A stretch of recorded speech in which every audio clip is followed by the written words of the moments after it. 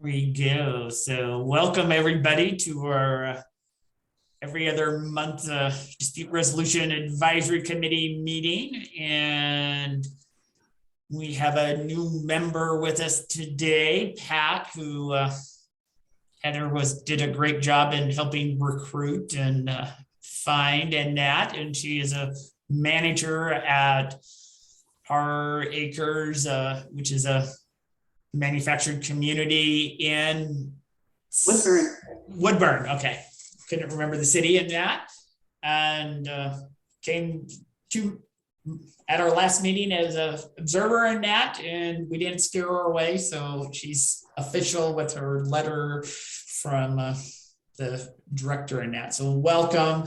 We like having that, and it's actually one of the statutory mandates to have that representation from all sides in that, and you bring great insight and experience in your role as a manager and on-site especially. So thank you for making the commitment and becoming part of the group.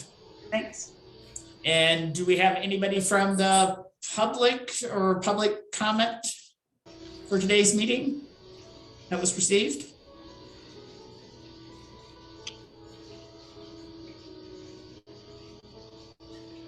Hearing nothing from our group, I'm going to assume not. And so we can move on to the review and approval of the minutes from the last meeting, which was February. Are there any additions or corrections? Of course. And Kat and John, I'll let you introduce yourself for Pat as well as you to help as we speak the first time so she can get to know us. So Pat, I'm the anal retentive lawyer who reads the minutes and makes nitpicky corrections. I've been in your seminars. So you already know that. So in the section on legislative update, there's a missing verb in the fifth line. That's the sentence that goes, HB 4137, it would authorize and regulate an insurance product that landlords can make tenants pay a monthly charge. So add the word pay as the verb for that sentence. And then a couple of lines later, and this is my fault because of my Southern mush mouth. The Southern California company is not named Leaselock. It's two words, Lease Lock. First word is lease, L-E-A-S-E, and then second word, C-K.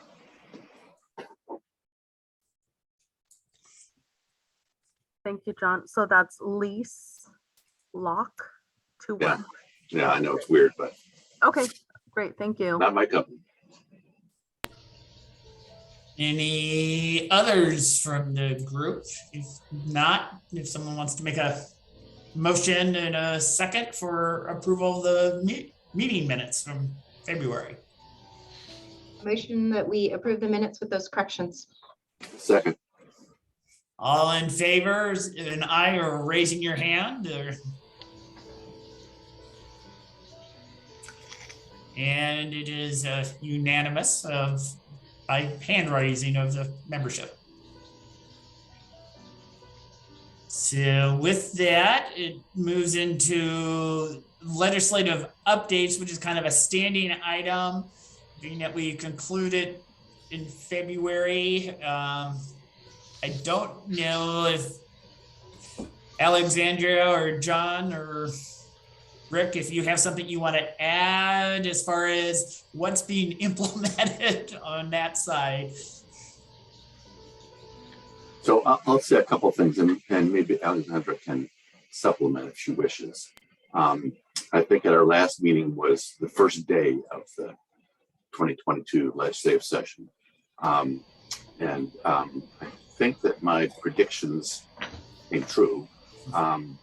There was very little landlord tenant legislation that passed. The only significant bill was Senator Casey Chandler's cooling bill, which was a big deal. It's fairly complicated. It ended up getting a fair amount of landlord support. For our purposes, it primarily makes it clear that landlords cannot deny a tenant the ability to have some sort of cooling mechanism, unless there's a structural issue. For example, if it's an older building that can't withstand the electrical load from an air conditioner, or if installing the window air conditioner puts people below at risk of it falling on their heads. For manufactured housing, it's neither of those should be the case, since tenants typically pay their own electricity, and an air conditioner that falls out the window is not going to hit anybody. But that's been the case for park tenants for quite a while, and marina tenants as well, that landlords couldn't prohibit them, because there were landlords who were prohibiting in-window air conditioners as an aesthetic look they didn't like. And you can imagine manufactured homes get pretty hot in the summertime. So I think there'll be more work done on that particular bill. It's going forward. JAMA is committed to it. Verde, which is mentioned in the minutes, has been doing great work on that. And I think they ended up getting landlord support. The other thing that I, in my prediction, was that there would not be any other bills. And as evidence of that, part of that, I think I asked that this not be in the minutes. I don't really care anymore, since the landlords are bragging about it. The December special session, which sought an extension of the moratorium on terminations for non-payment during the pandemic, with more money for rent assistance. And this is way too detailed, so don't bother putting it in the minutes, Carla, or Angelica. But in that December special session, the Senate Republicans threatened not to meet. So that's how the minority can prevent a legislative session these days, is by walking out and denying a quorum. Senate Republicans threatened not to meet unless there were a commitment that there be no major landlord-tenant legislation in the February 2022 session. So that was the secret deal, which then was applied to prevent a bill that passed the House. Representative Nancy Nathanson had a bill, I think it was 4125, that would have amended the law on screening charges, which would apply to park tenancies as well, and marinas, as well as to apartment tenancies. We passed the House. She actually made some amendments requested by the Manufactured Housing Landlord Organization. But in the Senate, the deal was applied and it didn't get a hearing. So that's an example of the deal preventing any landlord-tenant legislation moving forward. The other example of the deal was that Representative Marsh, who's one of our champions, she has a lot of manufactured home parks in her district. In Ashland, it's her district that suffered the fire destruction of some 19 or 20 parks and about 2,000 manufactured homes. And she's been doing a couple of bills. She had a bill in 2021, another one in 2022, having to do with helping to replace some of those parks and those manufactured homes. There's a shortage of manufactured homes, not just because of our wildfires in 2020, but also Northern California wildfires, and also the hurricane destruction in the South, in Texas and Louisiana. And so Marsh has been doing some bills to try to help with the replacement in manufactured homes. And she also had included in that bill a provision limiting park landlords for restored or reopened or new parks, prohibiting those landlords from requiring the tenants to pay for the infrastructure as a special separate charge, separate from the rent. There's a park in Southern Oregon where the landlord's requiring the tenant who moved into the park to pay for the sidewalk and the street and the light fixtures.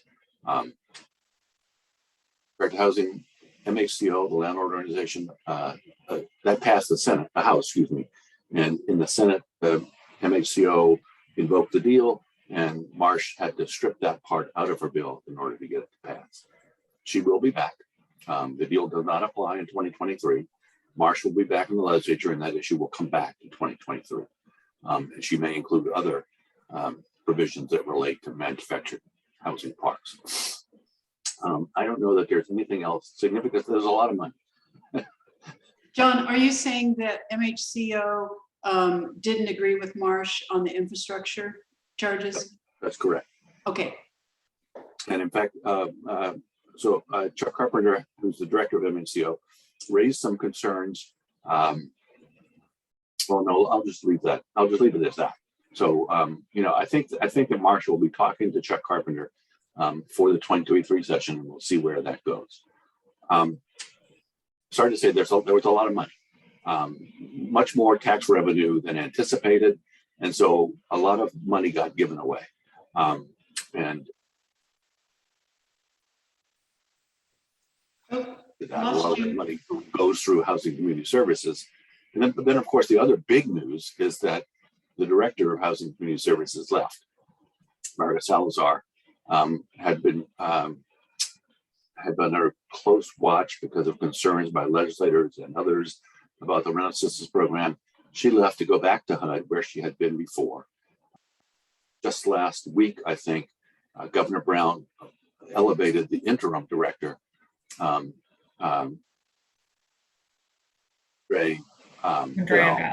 Bell, to be the permanent director. Now, of course, we'll have a new governor in 8 months, so who knows what will happen in January 3 in terms of the director.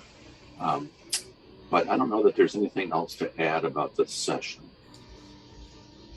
Just one is, Alexandra, is it September of this year that we do another legislative report, or next year? I always forget if it's an even year or an odd year that we have to do the reporting. It is even numbered years, I know, because we started to work on it this year and then realized we did not need to submit it, or last year and realized we didn't need to submit it. So it is September of even numbered years. Okay, so it will be September of this year. So I guess that one of moving forward and probably put it on next month's agenda of what will be helpful stories or data or other pieces as you begin to work on that report, because we've gone to an every other month meeting. So yeah, and that'll be perfect. We already have a lot of the report written, at least the basics of it.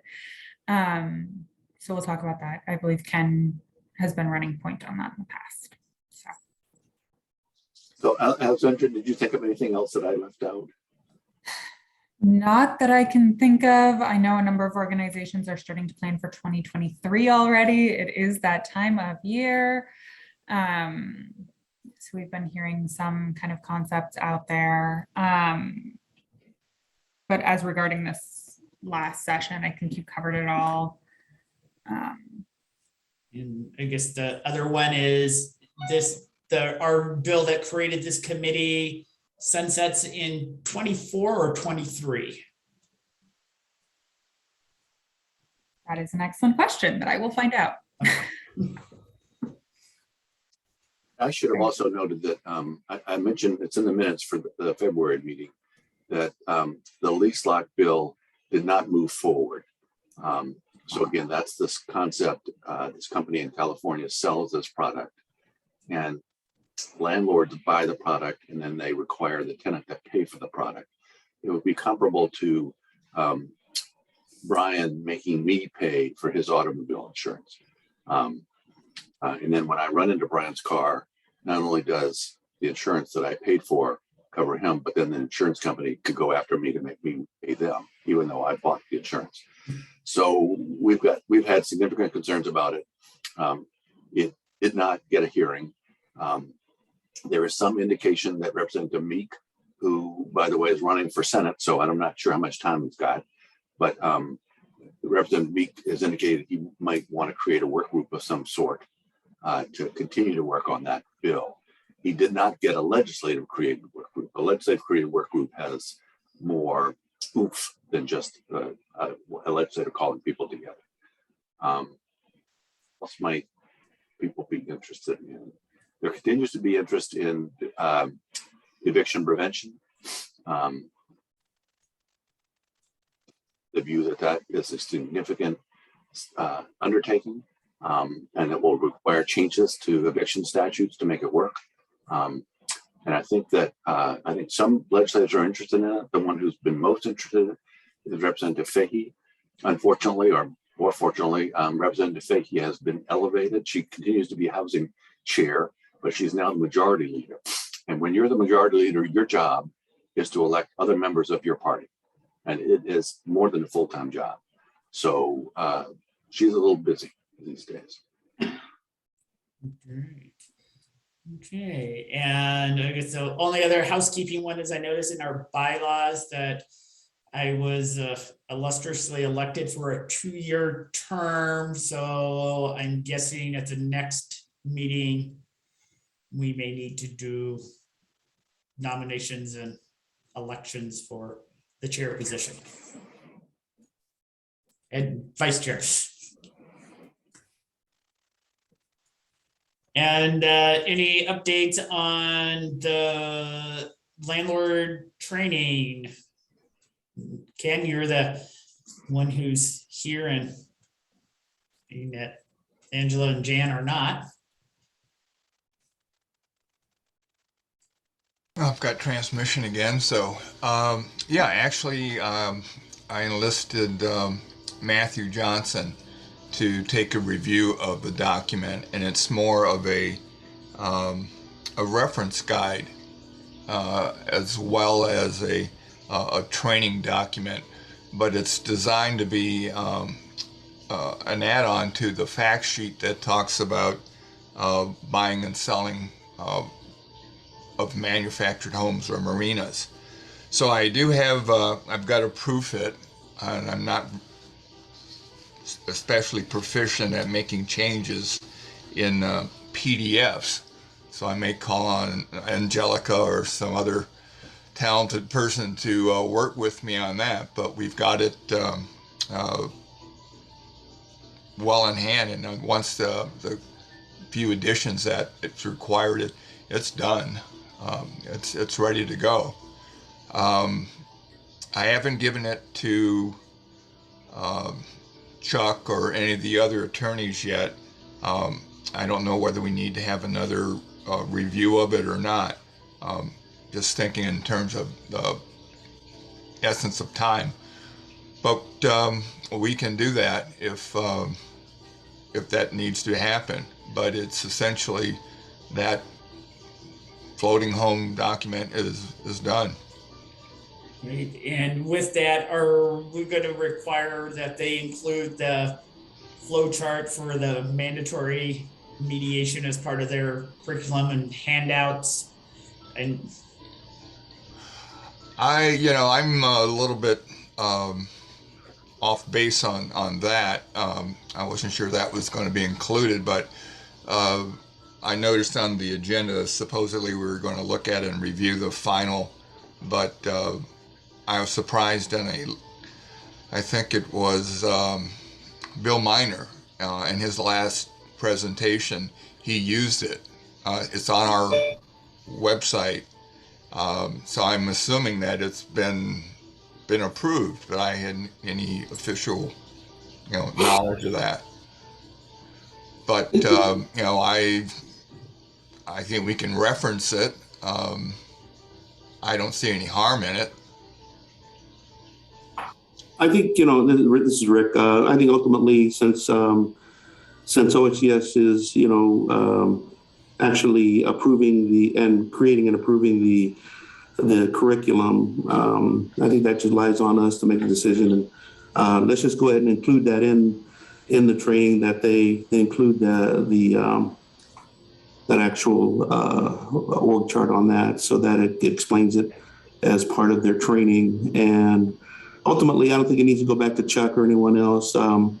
Let's just finish up what we need to do to finalize this thing and get it out to everyone to take a look at as it sits, so that we complete this task and get it off the agenda. But I don't think it needs to make another round. Okay. Since we ultimately approve it, and you've had between all three of you, you guys have done a great job on that. And so let's just move forward on that and get it finalized with whatever edits need to be done, and we'll get that out to everyone. Okay. Well, understand that version specifically addressed floating homes. So for the manufactured homes, I'm going to go back and make those changes. So you're going to have two documents ultimately, one for manufactured homes, one for floating homes. And there's also an index of all the statutes that are spoken to in that document. They're listed as well as another piece of documentation in case people want to look further into the statutes. Oh, that's pretty good. And you'll have that completed by then, by next month? What are you looking, what do you think? Yeah, I think I'll have the floating home one done by the end of the month. But when would And, both be done? The following month. Yeah, I want So to. by the time we get together again, everything should be completed? Yeah. All right, sounds good. Thanks. Great, and that I think covers actually item 11, which was the manufactured flow chart or the mediation flow chart. And I also heard you mention, Ken, that it is up on the website and available for the public there as well currently. Correct. Great. So that I think was the only reason that was still on the agenda was to make sure it got included and was getting sent out. Any updates on the Q&A, which I know was kind of a project that has come and circled back around and trying just to get things cleaned up on the agenda. You know, if I could interject one thing, kind of going back to the training, the landlord training item is, I think we need to briefly, at this point, at least start talking about succession plans for both Chuck and Charlie. I mean, they've been around a long time. We really need to start thinking about other trainers, other attorneys that would be interested in something like that. And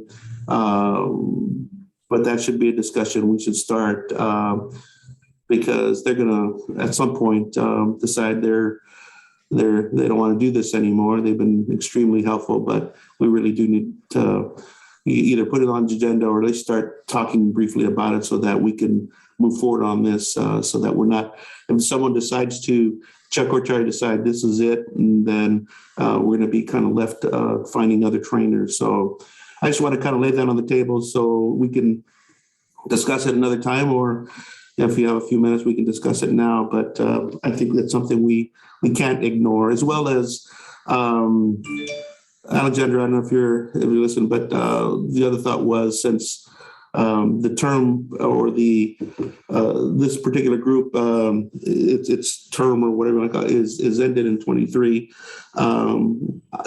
I'm new to this as far as what we need to do to continue on and either, extend it for another biennium or I'm not sure what we need to do, but this is extremely important to make sure we continue with this group and the advisory committee. So I want to make sure we start moving forward on that also. So MMCRC itself does not sunset, but mandatory mediation does. And I'm looking for a year on that, but I'm having trouble finding the original bill. So that will be something to investigate. That is a conversation to be had with MSHA as to how she wants to, whether or not that's something she wants to bring forward as one of her bills. Not her bills, but one of the agency bills. Apart from that, I would say that this group can drive a bill forward through the avenues available kind of to MMCRC itself. Yeah, which was why I was asking, like I said, when the Yeah. sunsetting, and again, I didn't have the specific language to know if the committee sunsetted with the mandatory mediation or what all was tied to that. Yeah, it sounds like only the mandatory mediation sunsets. But no one who was here before me can remember what the bill number was for this particular committee. So I'm a little. Well, I'm glad you said it because I'm thinking It's 586. It's in our title, so that's 586. Thank you. Yeah. And I have it in front of me, and I think it's not the mandatory mediation statute that sunsets. It's the funding for the attorney position that the bill created.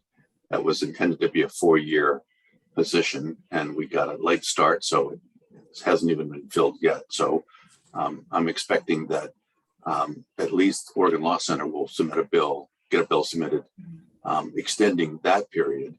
And then it's the DRAC itself that sunsets it. So it's Senate Bill 586, sections 9 and 10, and the sunset is in January 2nd. section 12, and the sunset is January 1, 2024. So the Oh, that's good. Okay. We have time. 23 session is when those issues will have to be raised or they'll die. It would have to be actually during the 22 or 23 session, normal session, because it would actually sunset right at the beginning of the calendar year, which is in between sessions, if I'm tracking correctly. So I mean, I think this committee should be thinking about whether it wants to continue.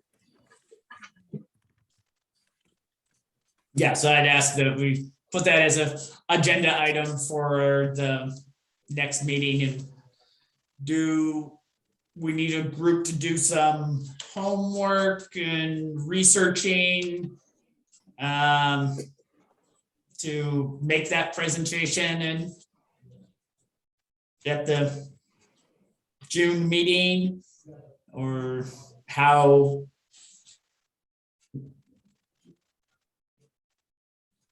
So I guess someone at staff to make a presentation to us as far as what the process is and what we would need to do at that June meeting of, because I'm not familiar with what we would need to do as a committee. I don't think, I'm definitely not. That's something we need to figure out. Just, and that's why I kind of brought it up, is that I'm just not sure. I'm new to the entire department. And so I wasn't aware of these things. So I just wanted to mention this so that we can at least start moving in that direction if this is something we wanted to continue. So I'll let John chime in here. I know, at least in terms of our internal agency timelines that we have to follow in order to submit legislation, June is late, very late. I don't know if you're working with a legislator, quite what that timeline is, if you're working as kind of Oregon Law Center to submit something. So to answer Alexandra's question, and I agree that bills from state agencies have a more complicated process and start much earlier. DAS has to sign off on them. The governor's office gets involved, and it's not just willy-nilly whatever the department wants. But individual legislator bills, typically, they say the deadline is the September interim committee meetings, but if you're a legislator with influence, you've got some flexibility. And what happens, they keep backing it up because they want to try to control the workload. And it's impossible to control the workload because legislators do what they want to do. And especially if you've got some influence. So I think Representative Fahey and Representative Marsh both have enough influence to submit a bill whenever they particularly feel like it. So I do think we need to think among ourselves about whether we want DRAC to continue. The creation of DRAC didn't come from the department. It came from the old coalition. And that bill was introduced by somebody that the coalition asked for. I think it was Prozansky. I can't remember. Yeah, it was Senator. It was Senator Prozansky and Representative Fahey. Yeah, and Prozansky is somebody that I've known for a long time, and Fahey too. So they're both Eugene legislators. Shut up.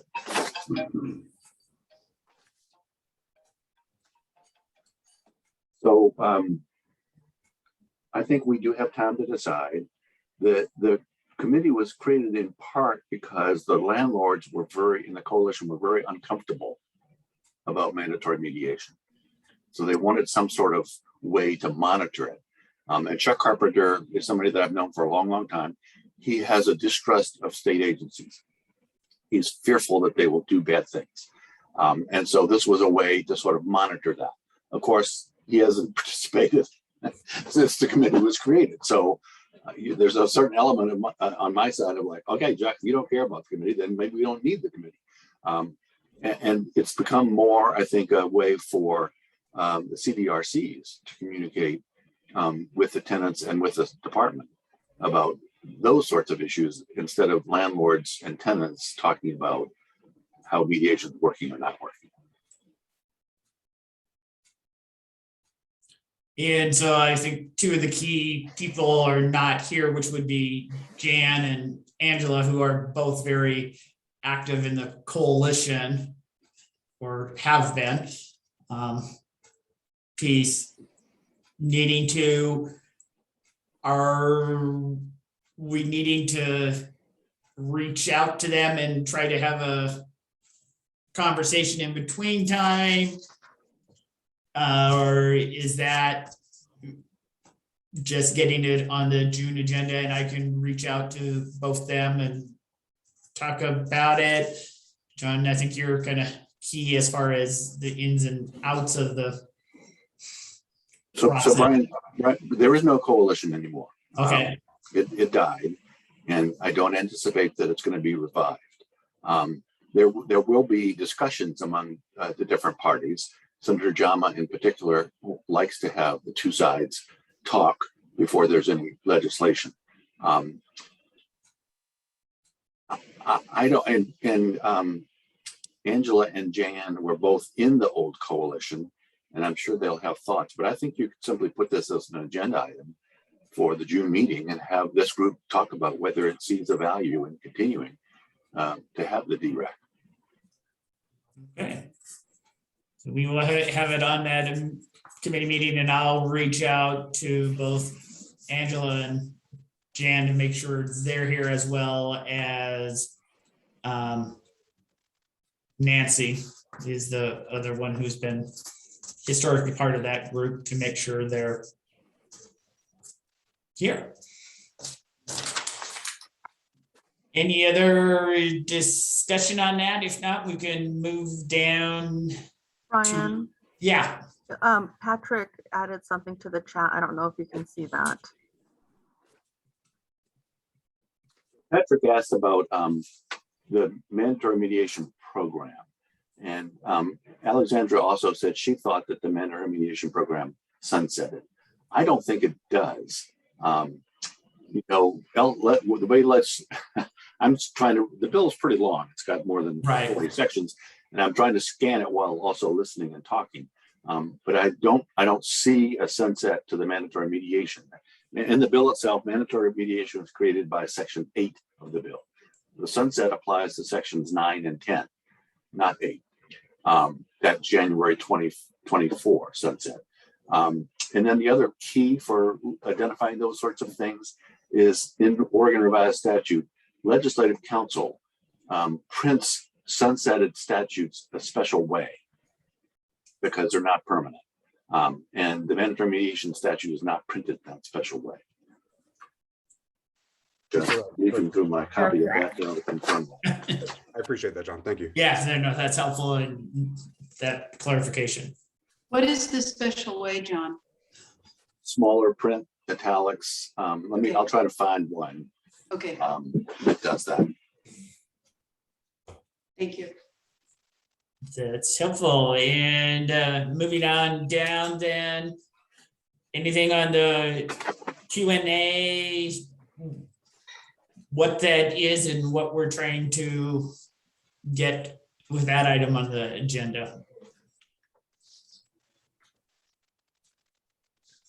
That anyone recalls. Part of where this is I met with Rick and kind of just was talking about the agenda, that it's kind of a follow through, kind of repeat in some ways. And what him and I agreed was it would be helpful to get it cleaned up and get the agenda much more action oriented than a reporting format that we kind of have currently listed. And hearing nothing from the group, I'm gonna suggest that one can probably drop 7 to, Ryan, yes, sorry, I just want to add that I think in the last meeting that Angela attended, I think she mentioned that a document she was working on had a lot of those Q&A items okay. included. So And I don't know I- if we want to go back and review that, and then we can discuss removing this or updating that item on the Okay, thank you agenda. for that. Welcome. Yeah, let's go ahead and that will be a check-in with Jan then. Before we do that one. Number 7 was, there had been lots of discussion about how to educate judges and the judicial side of the mandatory mediation, especially in relationship to the piece that it could potentially be a defense to an FED action if it hadn't been completed, which tied to the creation of the letter. As far as, which is item 10 as well. And is there any piece or reason to continue that item moving forward? So I think that's another one of my tasks. While I do that, example of let's say council treatment of a bill with a sunset that passes. So if you were to look in Oregon Revised Statutes in chapter 456, which has to do with manufactured dwelling parks, there's a lot of statutes there. But following 456.407, you will find Senate Bill 586, sections 9, 10, 12, and 14. They don't have, even though they're passed in our law, they don't have an ORS number. And they're introduced in ORS with a parenthetical temporary provisions relating to dispute resolution grants and advisory committee. So they don't have their own ORS number. You couldn't find them. It would be hard to find them in ORS unless you knew this in advance. And they are shown there as temporary. Great. And is that something you have the power or ability just to screen share with the group so we can all see what you're describing? I think you'd have to make me the host, and I don't really know how to do that. So I wouldn't take that risk if I were you. Oh, okay.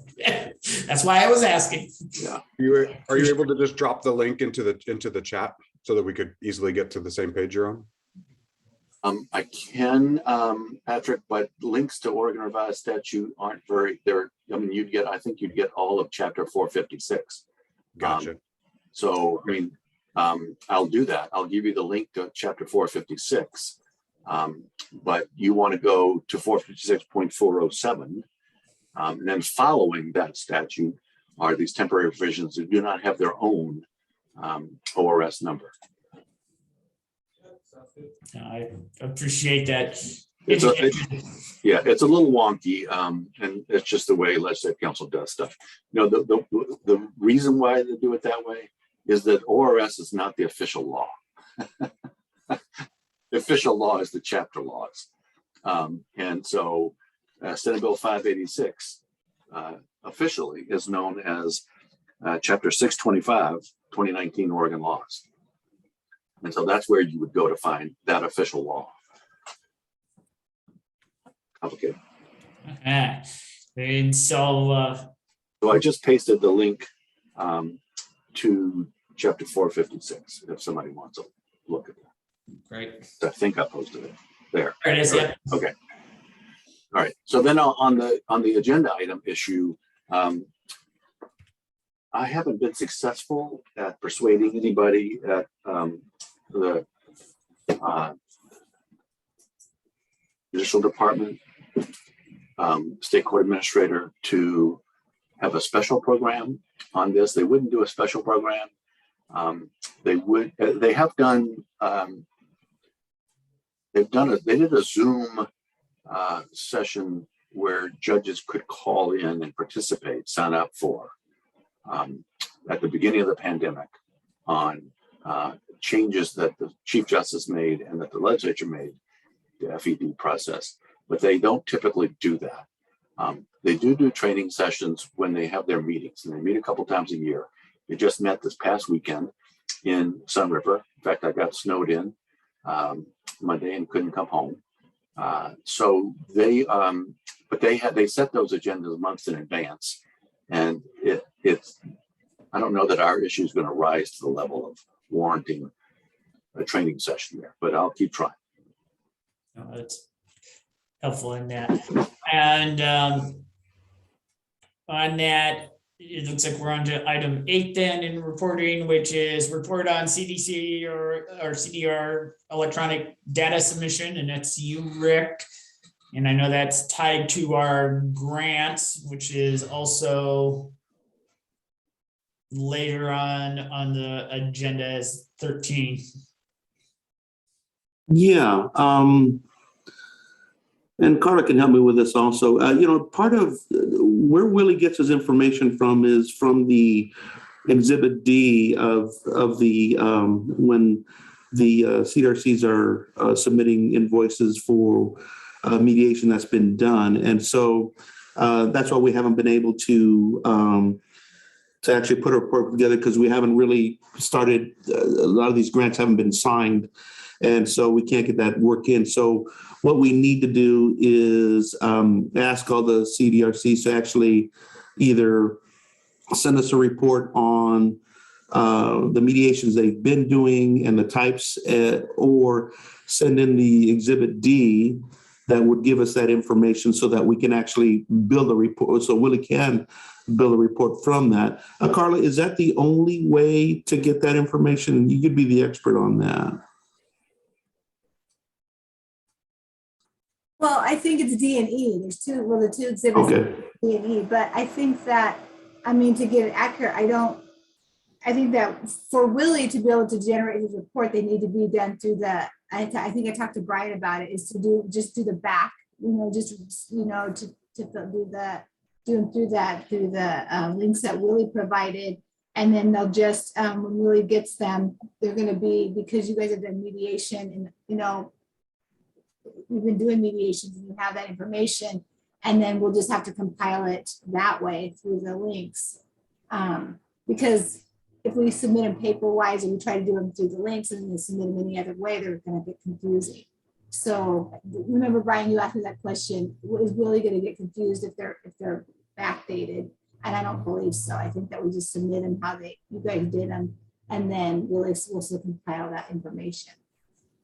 Yeah, and so so if I heard you correctly, Rick, at this point, there were only 4 CDRCs that's been able to sign and execute the contracts.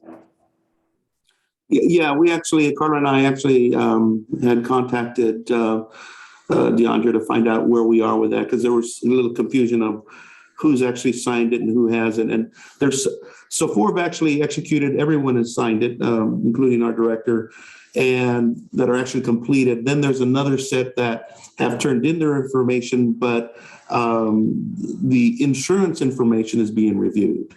And so those haven't completed their review. The review hasn't been completed. Then there's some that are struggling to get insurance in order that's required by DAS to sign the documents. And in going over that, some of the cost of the insurance is in some instances almost half of what the grant amount is. And so I got to figure that out. That's and I talking to you yesterday, Brian, and I know I've committed to a lot of you that that's my own accountability of trying to get this thing fixed. And so I'm still trying to figure out what that fix is, but we want to be able to get everyone, the work's been done. We're just trying to figure out how to get you reimbursed for all this work. And so that's my top priority, because that involves in the next set of grants. It literally involves our future for mediation. So we need to figure out what that fix needs to be.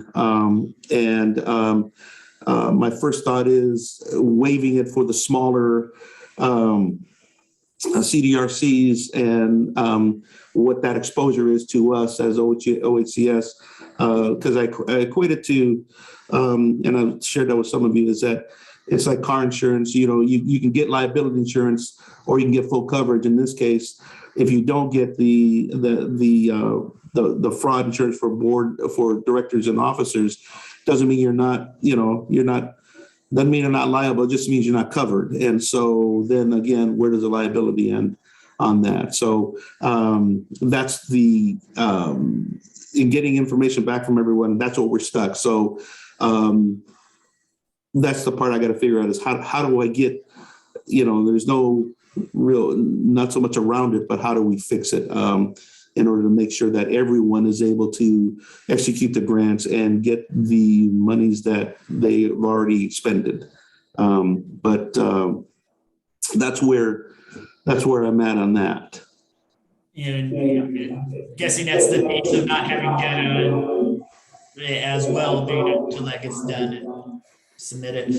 And Tara, from a municipal standpoint, were you able to get one? Because I know municipalities have different requirements.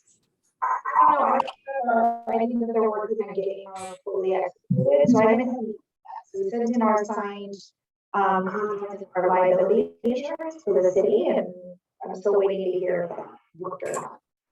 I get an echo. I couldn't hear what she said. Oh, can you both see me okay? Oh, I'll put it in chat.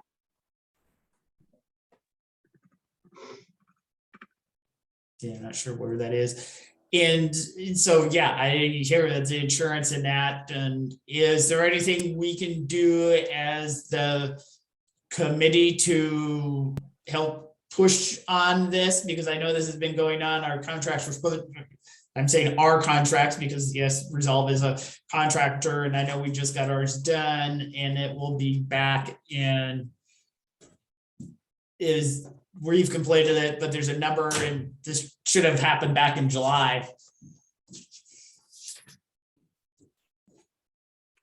I just offer that there could be another state agency that MMCRC might be able to work with. There are other groups that might be able to disperse this funding in a more streamlined way. So I just wanted to offer that out, that if you're wanting to partner up with another state agency, that might help streamline some of that activity.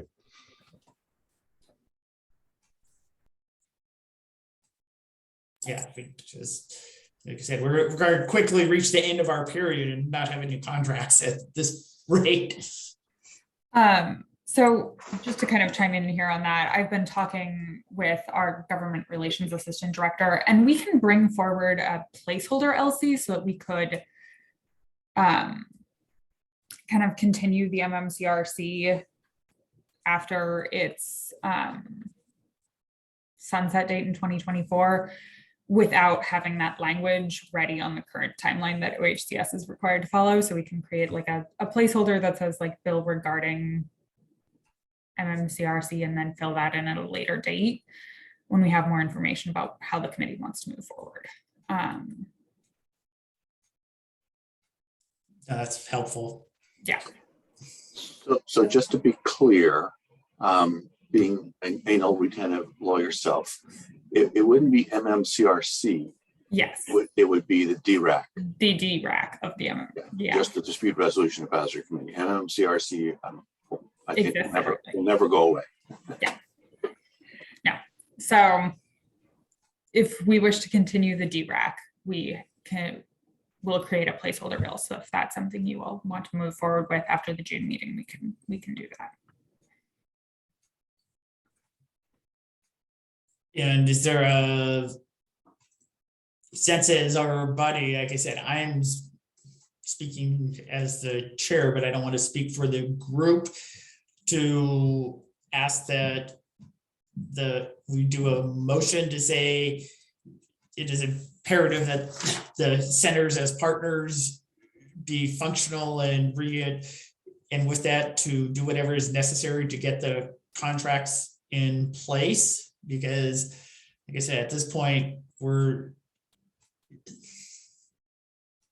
it's a catch-22. We're not going to have data. We're not going to have anything to talk about who we are or what we've done and the value without having the contracts in place, which then triggers the back entry of data for the last 8 months to create a report that says, oh, here, there is a value.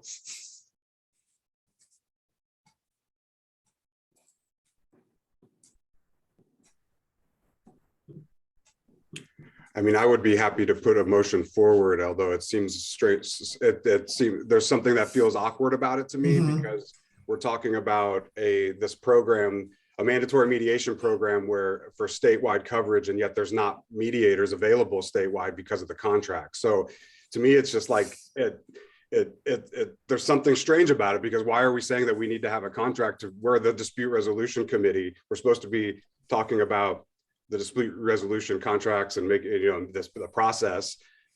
But currently there's not a statewide mediation program, right? Because there's not contracts for it. So it's just, I would love to put a motion forward, but there's something odd about that because it doesn't, it feels like that's, if there's no program, this committee is, I'm not sure what we're doing. So it's just it just feels weird to formalize it to me in that way. I shared that awkwardness is where I was kind of stumbling around. So yeah.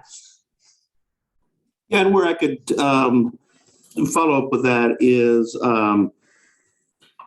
let me follow up with finding out what exactly is my my options with DAS, and if especially for the smaller CDRCs who, again, the cost of insurance is half the cost of the grant, is what is the option of waiving that insurance? Granted, it's a protection, but at the same time, it's the stumbling block in a lot of the smaller CDRCs and the best I could do is to find out what the process is, what are the liabilities here, where we stand, and if there's something that we can go ahead and waive, then that's what we'll do.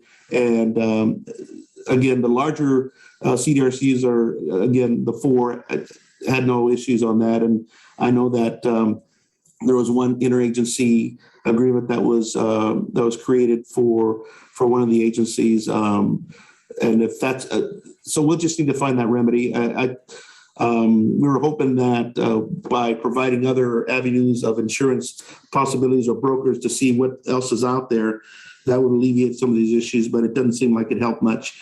So let me get back to this drawing board, and I certainly won't wait till our next meeting. I will definitely get out answers for you as soon as I can. Within, I would say, I'm sure I can get answers on this.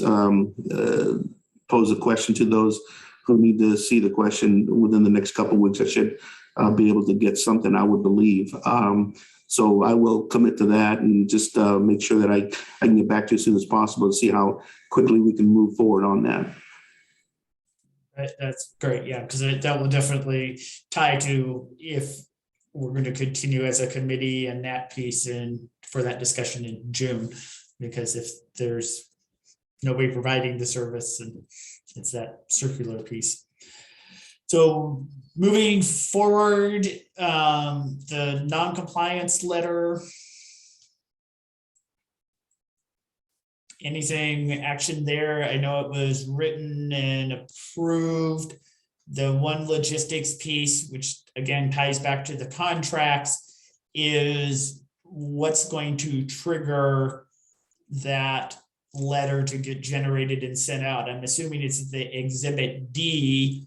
However, we normally don't have to submit those except for quarterly, which would be a big delay in that component of it for knowing that that letter is supposed to be sent out.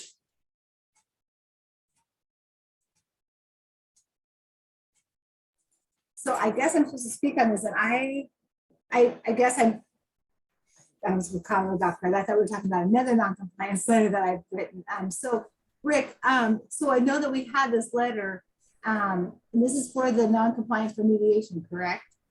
So I am not sure, Rick, where this letter is. Is this the letter? Did we finish this letter? Because this is where I'm a little bit caught off guard on this one, because I know that the letter was finished and since we kind of mediation was without the contracts being signed and executed, we kind of, I thought it was, I didn't know where we were at with this letter. So I'm, Yeah, you know what, I was thinking, I'm right there with you, thinking it was we're speaking of the other non-compliance letter. Ken, can you, is this a letter that you would issue out for non-compliance on mediation? Oh, if Heather has her hand up. this is I know what this letter is. This is the letter that we wrote for non-compliance for mediation, whether it's for the landlord or the tenant, whoever didn't comply with mandatory mediation. This is a letter that we went back and forth on, and that was rewritten. And I know what this letter is. I just don't know where it is in the process. I know exactly what this letter is. I just didn't know where it stood and where we were finished at. Am I right? Okay, well, yeah, so clearly it's a ball was dropped somewhere. I'm not sure where yet. So let me do this. Let me research this, and again, I won't wait for another month and a half for our next meeting. I will find out where this is and just send out an email to everybody, letting you know where we are on this letter.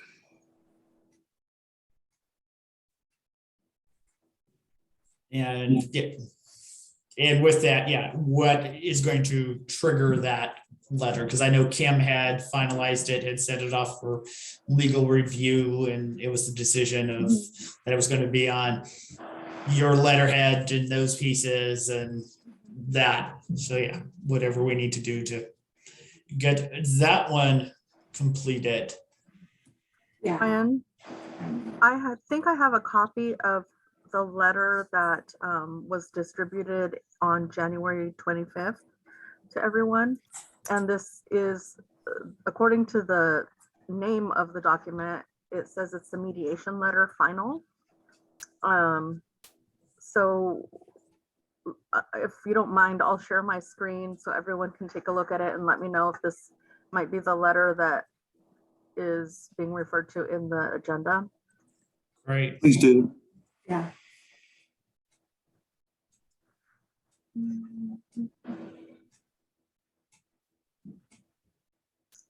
Sorry, just give me one moment.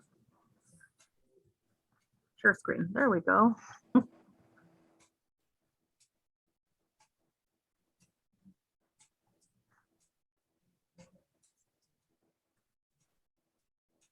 It's coming up here in just a moment.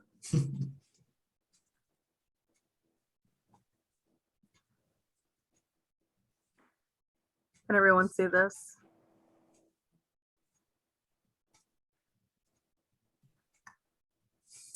Yeah, we got it up. Yeah.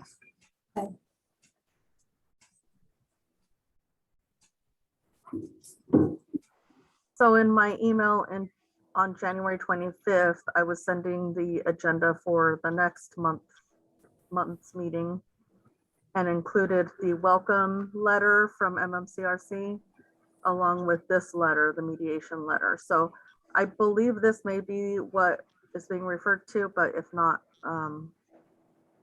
maybe someone remembers. Yeah, no, this is the letter I believed the agenda was referring to. Okay. And Okay. I believe it's been finalized, but I don't know what happened after that. So Rick, you may. If it's been finalized, then it's just a matter of have we sent this out to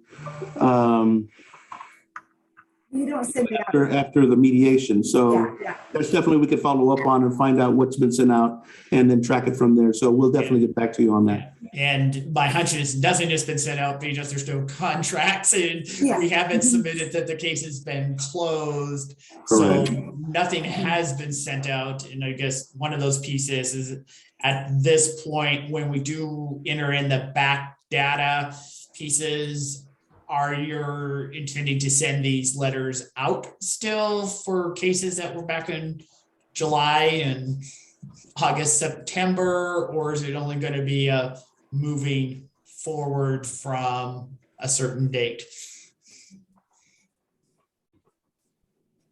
Rick, I think we should, because it was mediation back in those days, and they did mediation, it's gonna be more work on our end, but I'm referring to Rick, but I think we should send it out to those because they did mediation, or they didn't do mediation, and I believe that those they participated or they didn't participate, and we should probably send it out. Yeah, I agree. I mean, if the mediation's been done, it's been settled or unsettled, whatever that transpired, we should at least get these out. Yeah, it means more work probably on my end, but it needs to be done, so.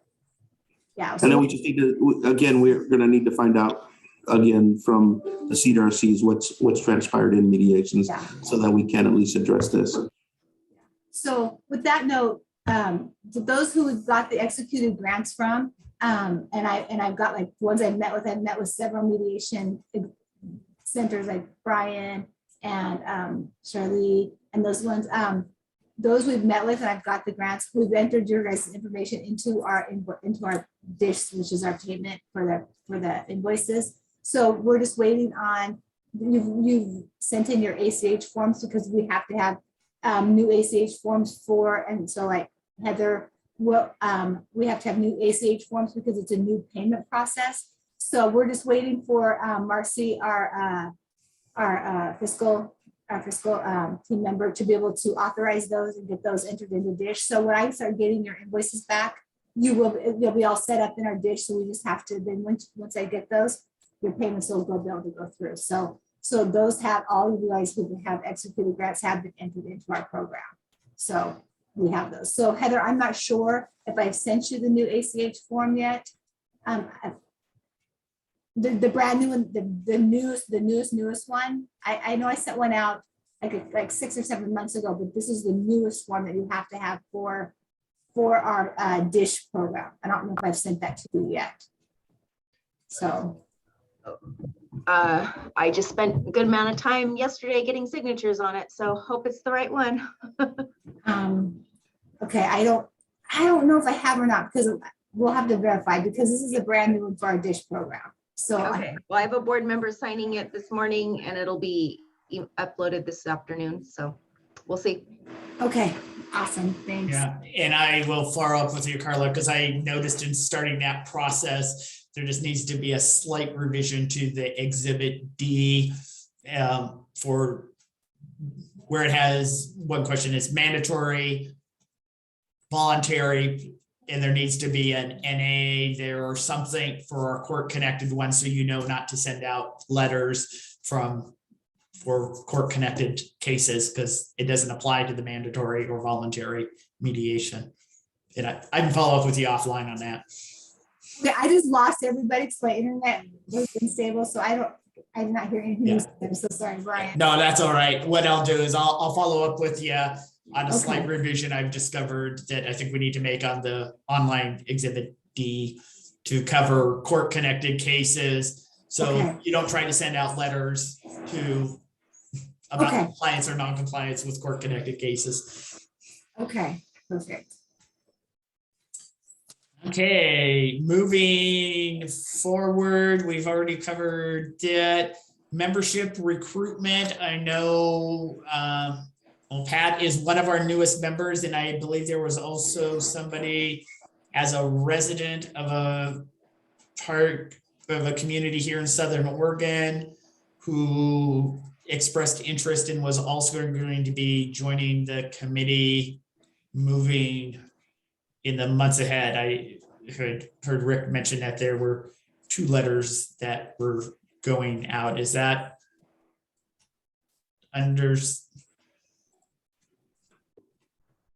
correct, Rick? I'm sorry, I had took a potty break, so I Yeah. missed. Was this checking on the recruitment, and was this sharing that you had also been contacted by a resident of a manufactured community in Southern Oregon who was interested in joining this committee? Yeah. And in fact, Pat, I have to get my letter signed by the director for you. So I'll get that out to you, as well as I had gosh, I'd have to look back at my letters. But yes, we have another park that was interested, and name escapes me right now, but I have a letter written out on that, so forgive me. Great. And with that, it'll be finding those additional marina representatives in that. We've already done 13. Anything on the agenda meeting schedule? I know we have gone to every other month, so our next one will be June 1st. Anything else we need on that? Hearing nothing, I'm guessing we can move towards adjourning unless there's any other thing for the good of the order.